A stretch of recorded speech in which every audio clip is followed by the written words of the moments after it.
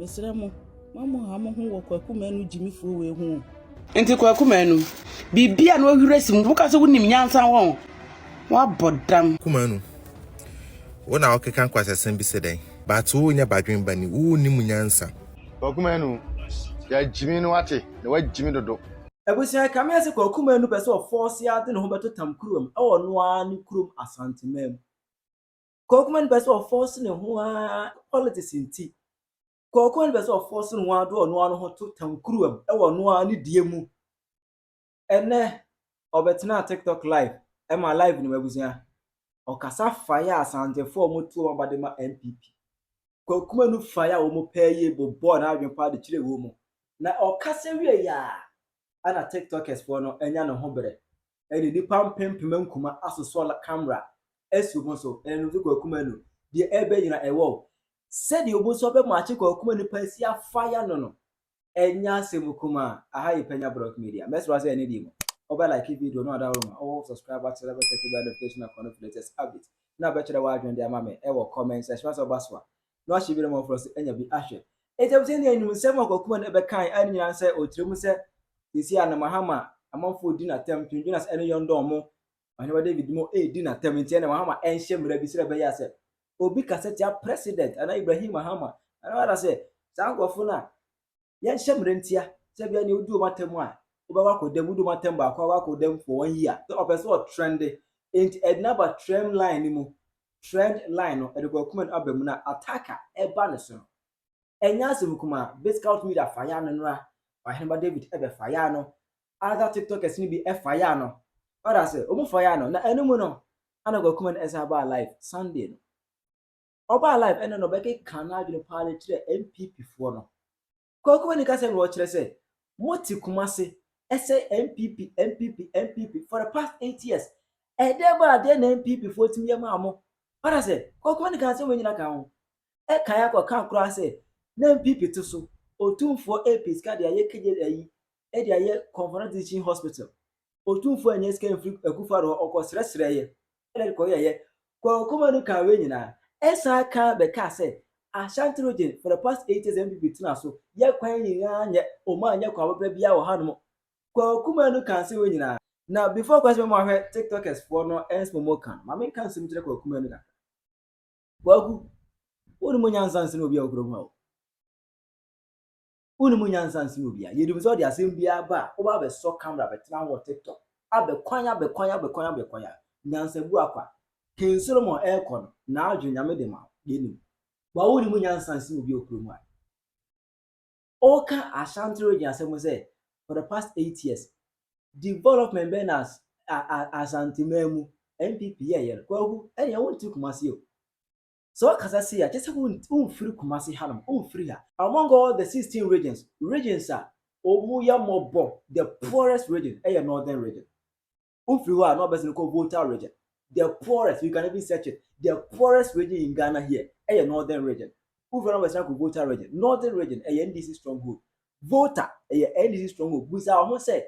dia ba dia na NDC ayama sa regions we mo go to northern region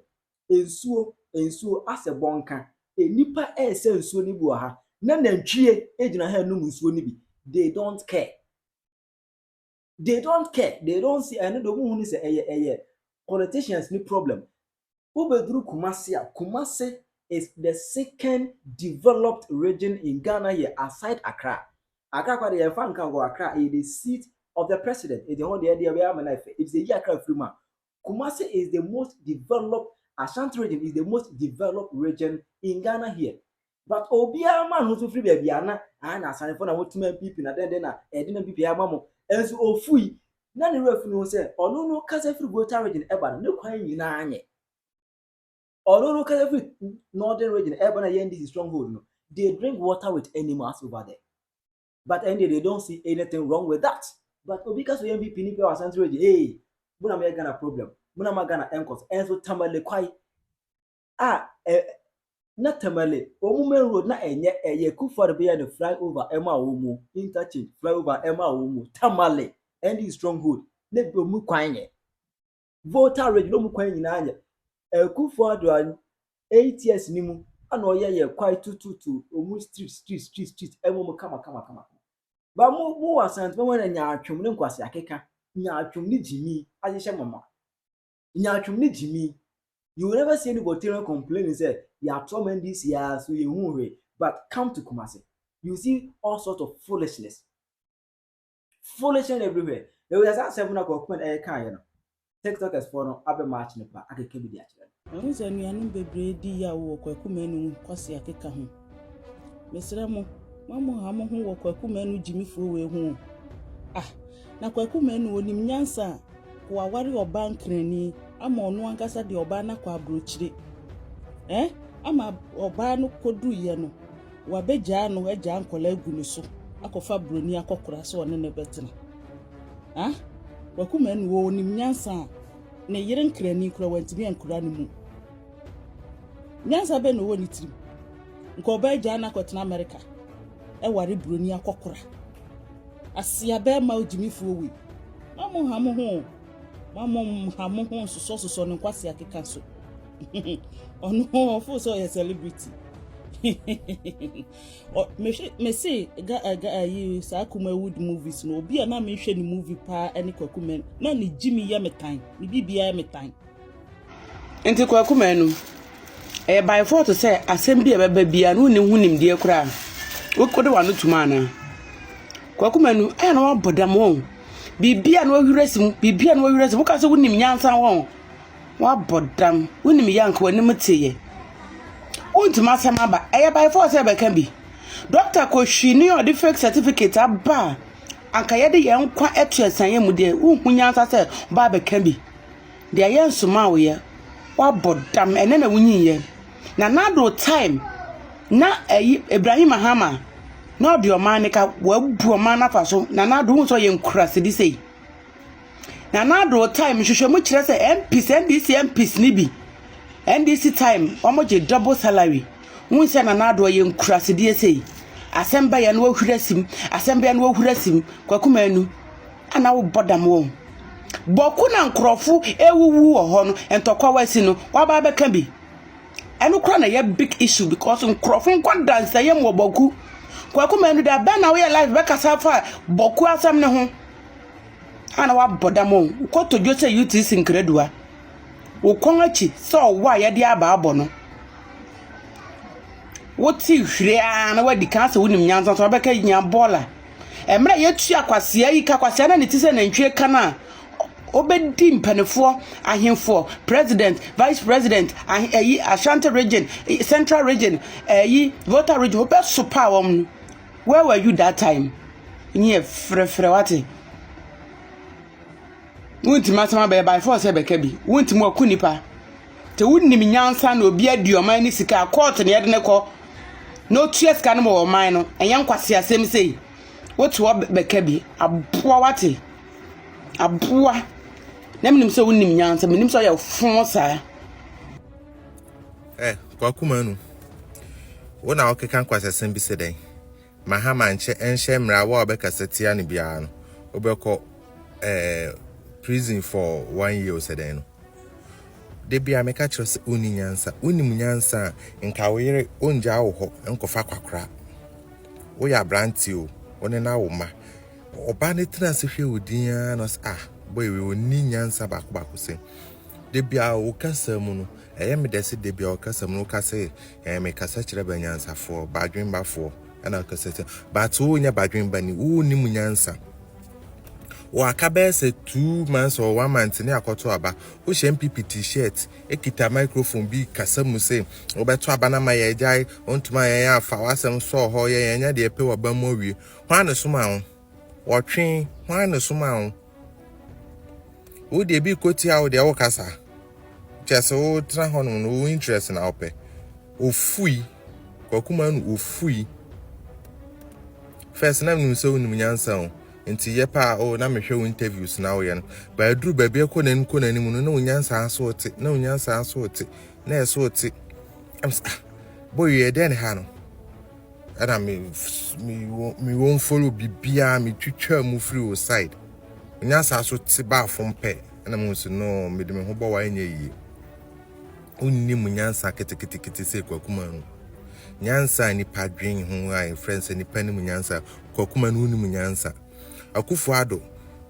sa wo ni nyansa ka ba ka si 2008 ye beto aba Northern region ba bi obi be di ntro na Akufo-Addo akodwo nso ayi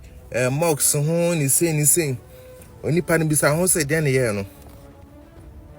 Akufo-Addo NDC for wo ya chichira aka se NDC for nyina ya chiro mu nyina kogum ewiasima na Ghana ha se info na manu ya che NDC for ya chichira nka ya chiro mu nyina kogum Akufo-Addo nu dom de ye no ye di na tem na Akufo-Addo wo yare yewe na Akufo-Addo yare enche obewu ni sabio minka atiefo yaw na tami sabewu na Akufo-Addo yare Akufo-Addo bewu ni pa kwase misata bewu Unum nyansa Kwaku Manu unum nyansa anka we nyina beba wutrim NDC fu di Akufo-Addo atem na wotena honom wonka hwe but aban change yai amudi mahama atem dia wokasa ada ko kachire Twini Jonas ko kachire Kevin Taylor amune di Akufo-Addo atem pa ne table na 10 Twini Jonas e dia ba mahama so nti se onum futu a ko kachire sa ankrofo we ashada de amudidi otunfo na ayi mu atem wase ahwane di atem hwane ye otunfo ja Kevin Taylor hwane ya otunfo echen Kevin Taylor owiase mu ana Ghana mu a osaria enemi kasa kire banyansa fo susu ni mu nyansa ohu bi oni mu nyansa o kasa system kire banyansa fo da ya nyansa fo na etie wonu mu asem hu se won kan ho wo nyansa ni won kan ho Suya nyansa kakra why na oye nipa suya nyansa nti sa kofa oba obeja wa san kofa kwakra se do yire first one ye no ofui Kwaku Manu braha Kwaku Manu ya jimi no ate na wa jimi dodo nyansa bebrebe no dane wo jimi Kwaku Manu nyansa bebrebe no dane wo jimi amesa wo yire ni ja wo no wo yire no ka se wo ntimi nni na wo ja wo no amesa no na sometimes I na full tirimeboa say chama untumi e ka kire vice president say we bayifo ntidi ayi na je say wo Kwaku Manu Kevin Taylor edidi e kan say Kevin Taylor edidi we we dem fa say na ro na yi kwa de nka ho Kevin Taylor edidi otumfo atam na ye wo de wo so wo klemu so wo ya Asantehene wo klemu so ya Kanni what you say Obin kasa de kasa ayi kan ne ni NDC for eye no de la hwan a shawni bai we so medical doctor ya kasa wonye medical doctor Kwaku Manu de na waka fa ho uyenya atwom dodo Kwaku Manu amisa wo yiri nja na fa utrim uyenya atwom Kwaku Manu uyenya atwom dodo Kwaku Manu uyenya atwom dodo what I say just where would di mahama na say di cause ayi that's five na sinti no what I say just say we ho so wonim nyansa ma Kwaku Manu we nya atwom na minim so na me pewasam pa na so wonim nyansa pa ba say wonim nyansa minim so wonim nyansa entina I can say ayi I can say Frank Nalo di wa na na ye oya no also obi di wa na ye oya Frank Nalo ekeka ho nsam etwa wada pa kire nkrofo na wo se wo de na ye wo ya onse ne na u be claim ho se ane de Frank Nalo ye no enye wata se ade na e kan say NDC fo man kan kire e kan say mahama e kan say Akufo-Addo sameje fiasa Sam George ya Cecilia abrada pa ansem bae ade na wan kan fa ho hwensam fu a ayi kan say Sam George say ayi kan say Sam Jafi e ka kire abrada Cecilia abrada pa anu de na ka fa ho daily silencia so wan ya we onye medical doctor o kan say wo bo o man ni nyina akro no kan say Kwaku Manu de na ka fa ho ja jimi no ate na ya hwehwe ni mododo aye so ye nyansa wunum nyansa uhunu nyansa beberebe da na ujimi ana kan say woni ti beberebe so ma ponchi ate ade samfo no I think hono na kan samfo na te say NDC fo niema o maye na nsia na de ana no kan fa ho ena ane duru ba bi no kan say chama untumi ka say vice president ye bayifo Una otumfo Kevin Taylor eka chen se na num kankan asiampan ye na kafa ho mu jimi na mo etina mo acting na gu no etina mo industry na gu no etina agu no mo hwehwe ni mu ade ye na mo ye no ati obia de eka sai said ye nsuo ye sa na awia ba ye chicha ma wontumi kura na emede because se Ghana ska bia fa no sa ase a yenye nda said ye nsuo ye sa na awia ba ye sa na NPP NDC so me sumo wo mu me sum bra me kaso mu wo mu pa menko mahama etwa sana to NDC ni he wo ye Sam Jamfi wo ye Sam George wo ye atofo sen wo ye okuje to abra kwa wo ye asie dun katua wo ye hwanhwa me se hwehwe wo nsem na Ghana ska fa sa ase a said ye chama wo ntu yadem no sa na kofu a mabɔ mu di o betu adem cause Ghana ha ye ya kromfo nti amampanyimfo no e ka se jeje no ye kromfo nti obedi aban so no se constitution ye ne se kan se mampanyi de ni kwa se ye de court eti mampanyi wo diska kura no a ya fa ne court ebi mo diska kwa aba ya mfo man court asa ba di ebi so di ekọ cause wo ye mampanyi de Ghana ha ya mfa wo court so abroche nte sa South Africa nte sa Guinea nte sa Ghana ya kromfo na kro no de e mawuram nti no mampanyi ekọ opposition ya ntwe ni nsemu ani ye ne etu mi ka che Kwaku Manu janhwehwa ni mu no na wonu NDC fo adi dimpanyimfo atem wonu NDC fo adi dimpanyimfo atem wonu NDC fo adi dimpanyimfo atem wonu tuntum samede ke kansa fo se ane chama wuntumi ka se vice president ye bayifo so ye bayifo a wankasa ye nanso cham kansa kansa Kevin Taylor kansa akọwe sofuwe Duncan Williams unu matani odi no ade na abeka fa ho asiampan Kwaku Manu ja jimi no na unu nyansa nche obi a amsa oyire ni jaw na fa otirim etu ansem bia beba otirim bia na okeka jimi hunam na wo so no be sentina mo industry na guo no obi nkantre doctor counselor Kwaku Manu or whoever he calls himself say Ghana nyina ono na coward edi entina meka se Ghana nyina ono na coward entina Kwaku Manu wo kurom ha no ana obi ede otumfo Asantehene ana mbo dina na mabo mu ase esan se obrempon ana nne meka se entina Kwaku Manu ewo ho ena obi eti US na ode Asantehene na totankuro edi na tem wabra na Asantehene bo ni dimpo dankan hwe nkyere nda ana Kwaku Manu ntimi ameka hwe Kwaku tactics we dey mfo enkrofo no my appointment na wiu Kwaku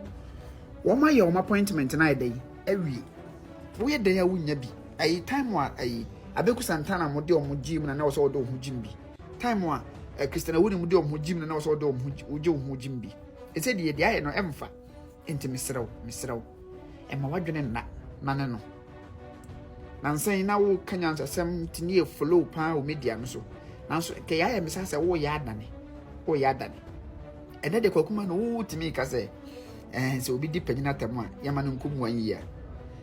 ade ya ndisi na abaso na me pa chewo na wo ho ana Sam George mpo ekotena TV so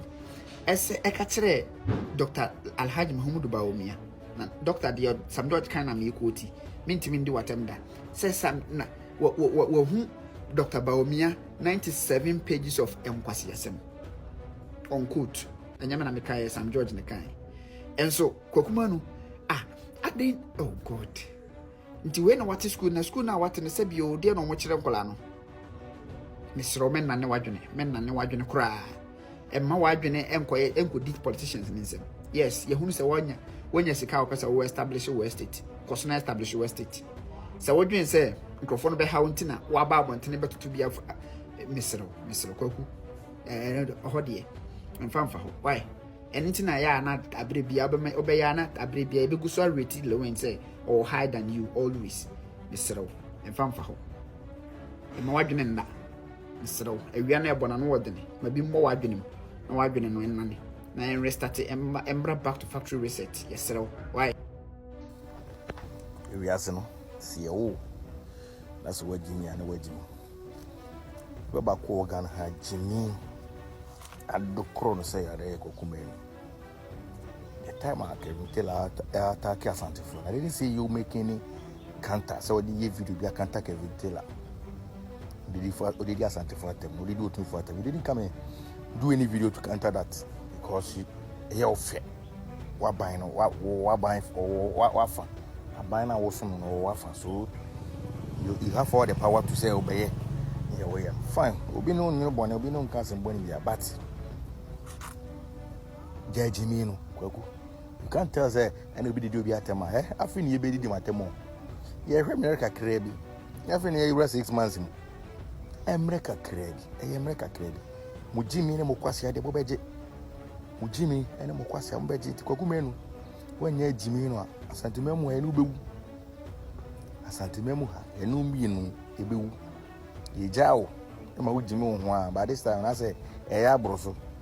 and Ubu Asantehene. What did I make at all? Jimmy so. We answer from Kwaku. Obuasi, and I got to Obuasi point. Ku for nearby obey a maw. Now, the catcher say, when you answer, and who how Obuku for a basso will never be a year one. Datching, Sakwan and I'm so called Obuasi de Biano. I say, be better also. Baby, ABC was. Was she at the same time, I couldn't at the same road, no, so you video against a Kufa, then a Kufa the when you want now and your video. We were expecting you to do the same video to glorify him, but we refused to do so. So, no, but when I would Jimmy, when I would Jimmy, one way, I can't for Benyah Ukromo has seen. When now, ma, this is our first soldier for Bob by. Whoever book Kromo has seen, nobody fear anyone here. Till Jimmy, dear Jimmy. Ghana for Asamaba. Kwaku Manu, Ubeja Jimmy na Jimmy no and any movie na we. Your real life. Why? And you come wood movie na we, Ubeja Jimmy na Jimmy. Nyansa dodo eye Jimmy. Se woni man na me catch Nyansa dodo eye Jimmy. What Ghana ha 8 years, ye di na nakofo ado atem 8 years. What Ghana ha 8 years, ye di otumfo atem 8 years. What Ghana 8 years, ye didn't pay for bebre atem 8 years. When Nyansa bia me kan kire mpemfo ne se omo nhemla ana when Nyansa bia me kan kire Ghana mpemfo so omo nhemla wa palade obedi panyin bia atem wo Ghana ha. Edu dwama ama so de a ana edu NDC fo so de a ene ye me hyemla ne enche nkwala ne ntuwo. So we Jimmy. Bibia ya so we movie. Enye movie na we yo. Ti wani na wo real life. Mpemfo bu baby. Yes ye be opono. Ye ntumu da. Ye yi kwan na sanka wo dan ya wo se kwan ne tene. So also ye hypocrite. Nya twumuni te se wo Kwaku Manu. Nya twumuni. Ye no akọ print atale te se NDC fu atale. No wa sheda wan kasa to pass na wo di NPP fu atem. Eno de we hu se penny bi no so te so. Na nakofado ene Joma ama wan na penny. Are you playing? Joma ha ma anya otumfo wan na penny. Wo Kwaku Manu. Bese Ghana de oda so na se wan tin se muhunu a. Adan wo hyemla na akwala bi a obedi pipe fu atem. Ye nchi ni ntuma na ye nde omonyende. Mo hyemla na omonyende. Moti Ghana ha Kevin Taylor solely mpemfo so didi mpemfo atem nyina because of NDC nti no. Mo anka se hyemla dia NDC for twifo mo didi na nakofo adatem edidi mpemfo Ghana ha nyina atem mo NDC for nti mo antwifo mo anya hwe. Enda na atwire Jonas ne nkaifo ne tene ba mo so no de mo hyemla won ya me betua okapa wo Kwaku Manu ya me betua oka sta kasa no po kan yen eno me be ba wo so no sa kasa na waka keke no me be ba wo so na nyende sa kasa na waka keke no wo de wano kan ya yanji ntumu kura mpa no me mbla wo so wo Kwaku Manu wo so wonya collect na wo te Ghana ase Kwaku Manu Intina tama Akufo-Addo ye president no na wo kuri mu ana se na woni kuri mu tama Akufo-Addo ye president no na wo kuri mu ana na woni ho ye papa Joma ama ebedi ade ya ye papa Joma ama ebe ye president e na waba kuri mu ana se deda adan na wo kuri mu hwe ɛyɛ a mo yɛ ade ya mo yɛ ma ho da ho too much mo yɛ ma ho da ho Kwaku Manu hey na wonti na wonim kasa sei Kwaku Manu na wonim kasa sei ana afi na wosua kasa munyai nyatum semo no Akufo adu ye di na tem mu nkwala emu mpanifo edi atem na wo kuremu nti wa hu no Drajo mami ewo comment section aha Penyah Block Media